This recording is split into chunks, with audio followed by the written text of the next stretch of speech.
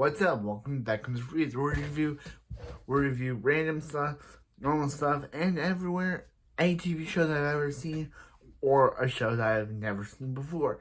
And today we are reviewing we're reviewing a movie. Yeah, we're reviewing a movie. We're reviewing Hocus Pocus 2. Yeah. First I gotta say, I don't like this movie that much. But yeah, if you have not seen the original Hocus Pocus movie, I'll give you a recap. In 1993, the Max Danny and Allison resurrect the three Sanderson sisters, and must find a way to stop them before they kill kids, because that's what they do. So they eventually stop them, and they turn to dust and blow up.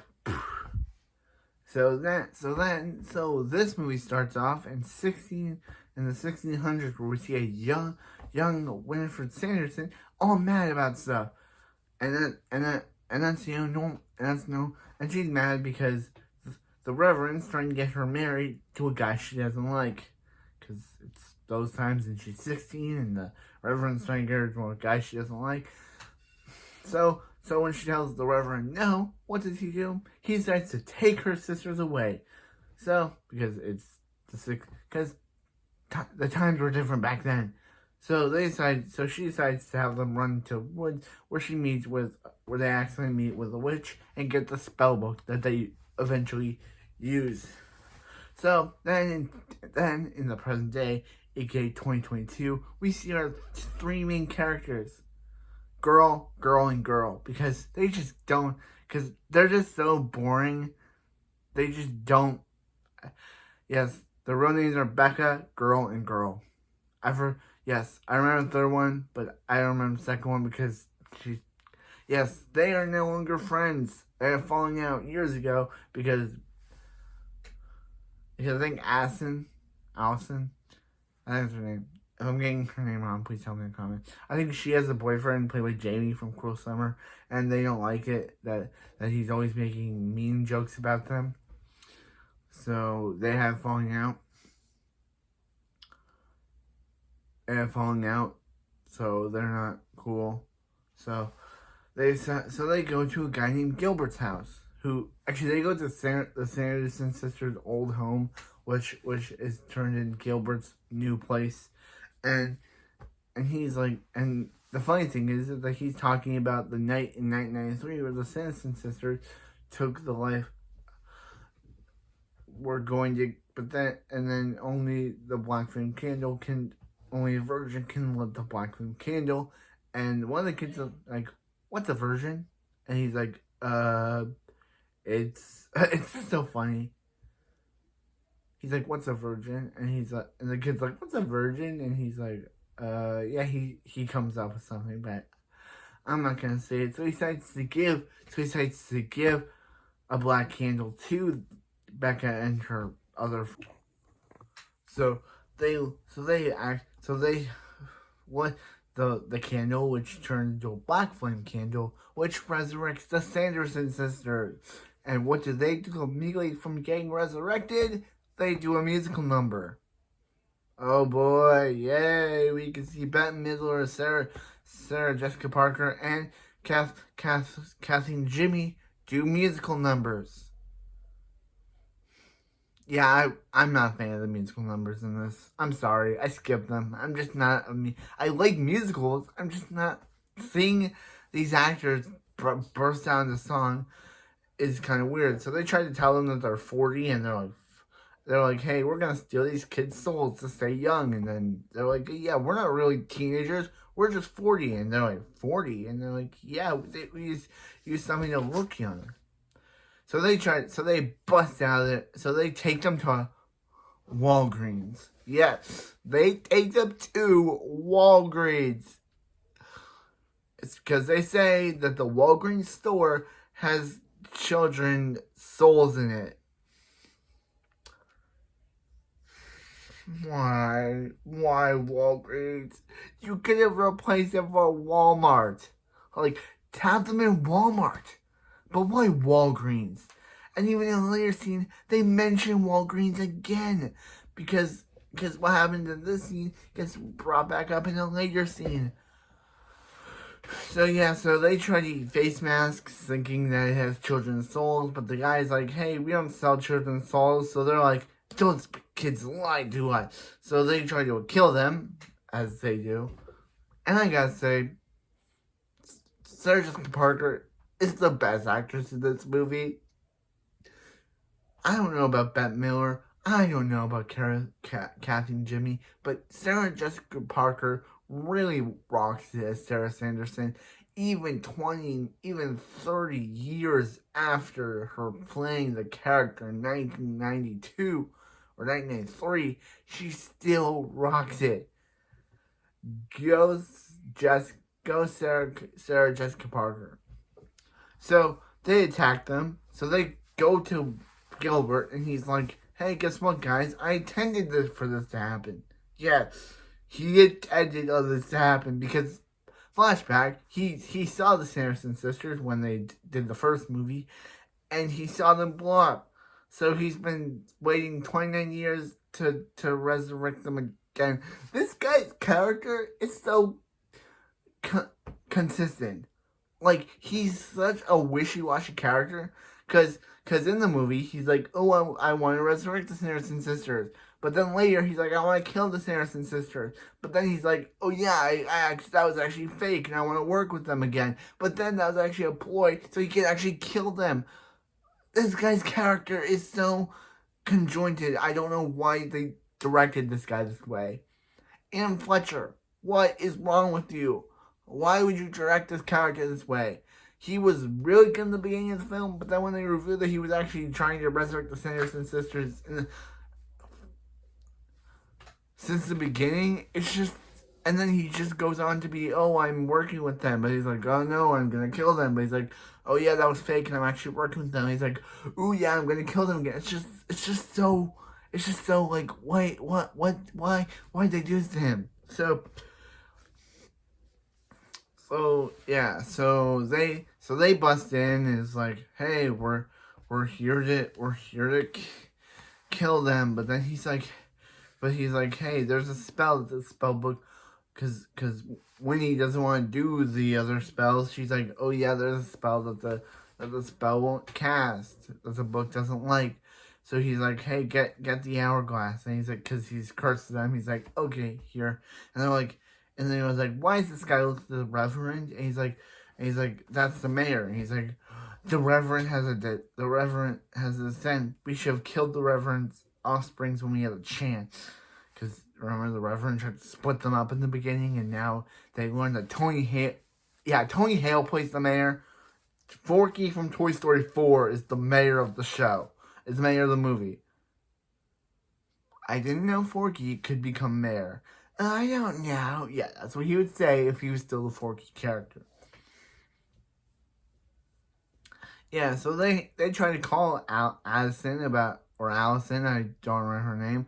They try to call her about them being back, but the spell that the Saracens put on them blocks the phone, so she thinks that she butt dials them, so she's mad at them again.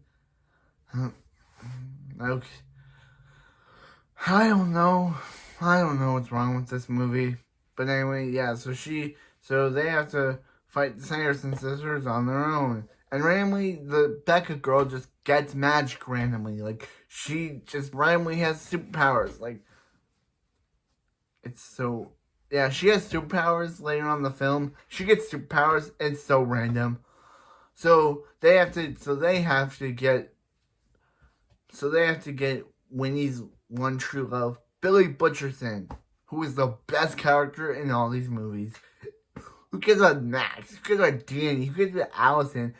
Billy is the best character. And he's even one of my favorites in this film. No wonder... I don't care if the film's not good for me. He's just the best character. So he tries to get them, and he says, oh, I'm really trying to kill the Sanderson sisters like before. So they become best friends, and he says about how he's not really Winnie's true love. He kissed her once. And he's like, well, you did technically cheat on her with Sarah. And he's like, I kissed her once, man. yeah, so the whole yeah, so they become best friends. When he sees two guys sitting on a couch watching the first Hocus Pocus, that was pretty funny. She just sees the two guys just sitting on a couch watching the first movie. That was pretty hilarious. That was a good in continuity joke because the last time the Sanderson sisters remember was the events of the first movie. So having two guys sit on a couch and watch the first movie, it's kind of funny. So yeah, so they do a whole dance number to hypnotize the crowd, just like they did in the original. I'm not a dance number fan. I love musicals, as I said. So they hypnotize the crowd to go after the mayor. They get him in trouble. They get out Addison, whatever her name, third ex best friend in trouble. They're just so boring. I forget her name. Third ex best friend in trouble. The ex best friend in trouble with her dad, which causes the Sanderson sisters get trapped by. They tell them, they're like, "Hey, the Sanderson sisters are real," and she's like, "Wait, what?" And she's like, "Yeah." So we keep seeing this black cat who the Sanderson sisters mistake for Thackeray Binks from the first film. I don't know if it's him. They don't say it. Gilbert tried to say it's another cat, that's his cat named Cobweb, but they did say Thackeray Binks was gonna make a cameo in this movie. They just don't say it's him. Knowing where he went off in the last movie, where his ghost went off with his ghost sister, who knows what happened to him? Yeah. But anyway, back to what I was saying.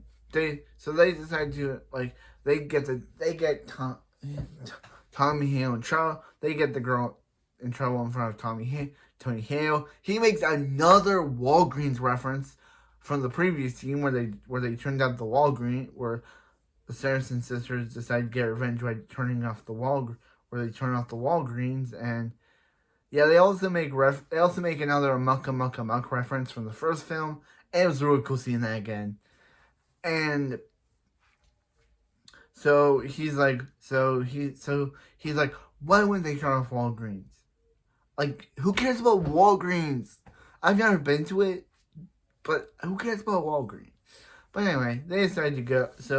So they get released and kidnap third ex best friend, forget her name. And I know it's a bad review to forget the names of the main characters, but they're just so not interesting. So they kidnap her, but then they're about to sacrifice herself. But then Becca realizes, yeah, that's the best friend. She discovers that she has superpowers and the Sanderson sisters perform the magic spell. They get superpowers, but they're able to take the book away from the Sanderson sisters and reveals that the cost of using the dangerous spell is the cost of someone they love, dear to them.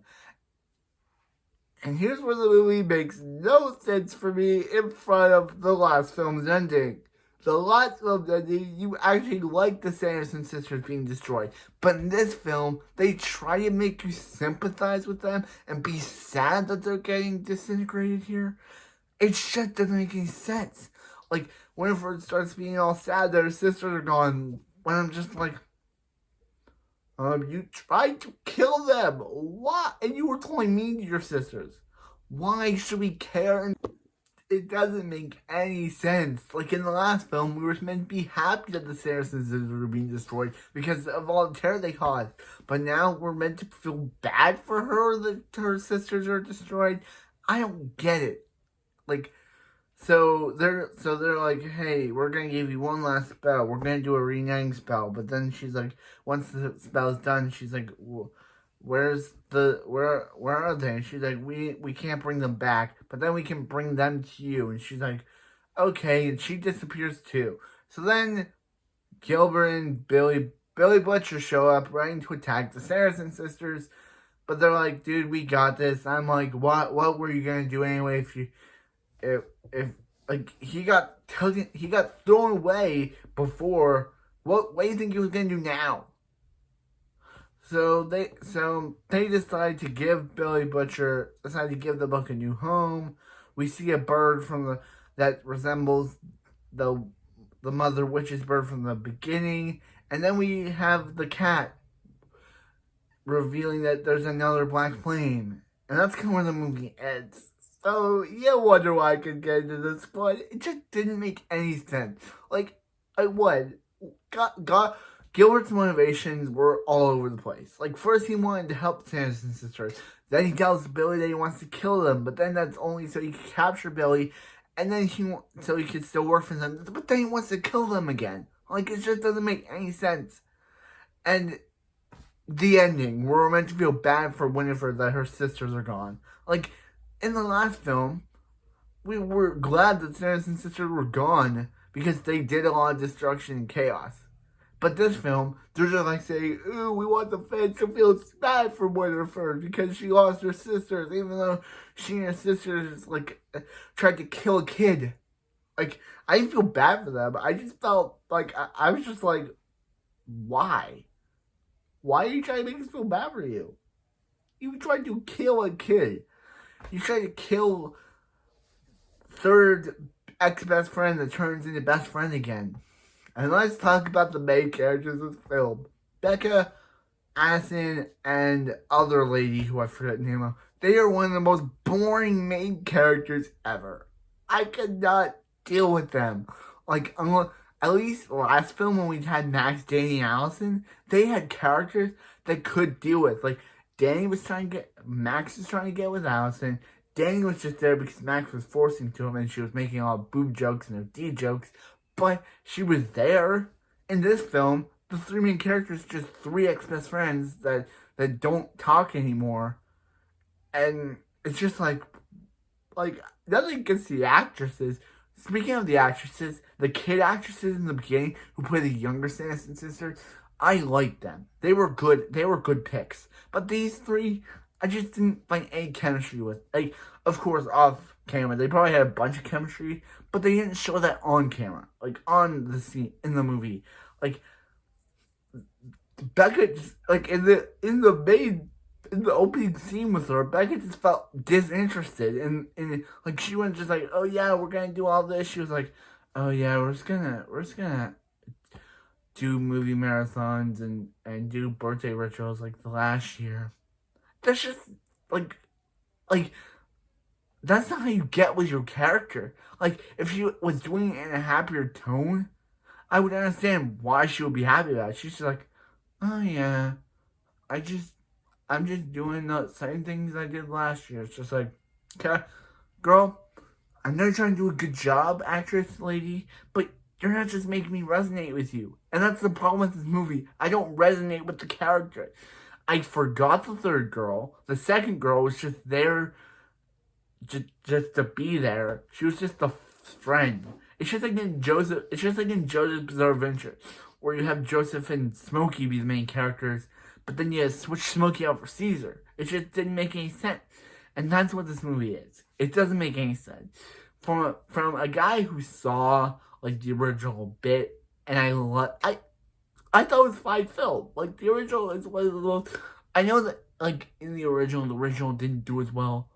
Originally, like, fans thought it was too scary and didn't do well, but it got over due to pop culture, due to like cult classics. It became a cult classic due to video sale. Maybe that's what will happen in this film. Maybe it won't be good now, but years later, maybe people will start be seeing that Hocus Pocus 2 is worth being a magical ride. But right now, it's just not. For me, as a kind of fan of the original, who thought the original was good, this one just isn't. I'm sorry. I gave it a D. It was not good.